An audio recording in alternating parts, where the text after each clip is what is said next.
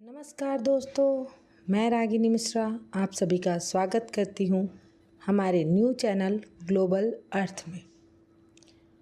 हम आज जिस विषय में बात करने वाले हैं वह मालदीव के राष्ट्रपति द्वारा दिए गए बयान पर है। मालदीव के राष्ट्रपति मोहम्मद मुइज़्ज़ू, जिन्होंने अपनी राजनीति को लेकर एक ऐसा बयान दिया है जिसने मालदीव की राजनीति पर एक बड़ा भूचाल चला दिया। उन्होंने अपनी ही सरकार के खिलाफ एक तख्ता पलट की साजिश कही है। यह आरोप सामने भी तब आया जब मालदीव के सेंट्रल बैंक ने अचानक ही अमेरिकी डॉलर को भुगतान के लिए मना कर दिया।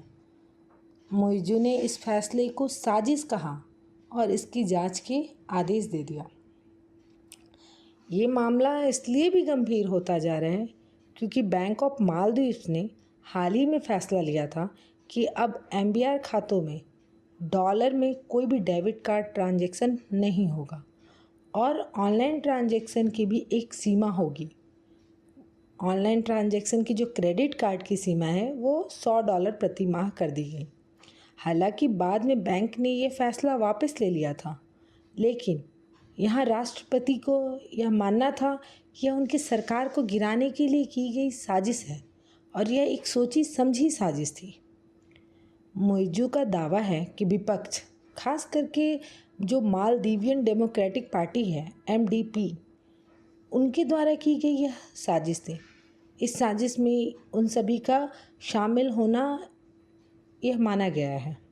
हालांकि विपक्ष ने इन चीज़ों को मानने से इनकार कर दिया और यह सारी बातों को खारिज कर दी गई थी।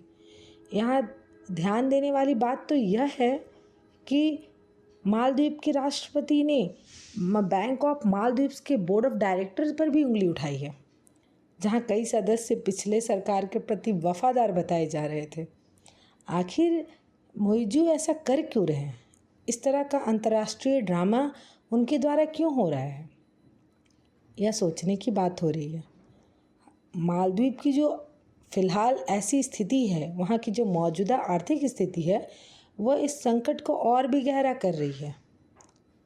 जहाँ तक देखा जा रहा है कि मालदीव की जो भारतीय पर्यटकों की संख्या थी, वहाँ उसमें भारी मात्रा में गिरावट हुई है।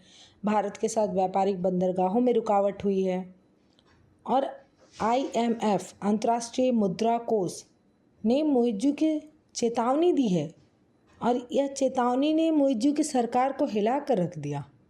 ऊपर से तुर्की से भारी कीमत पर खरीदे गए बैरिकेटर ड्रोन और डॉलर संकट ने सरकार की मुश्किलों को और बढ़ा दिया।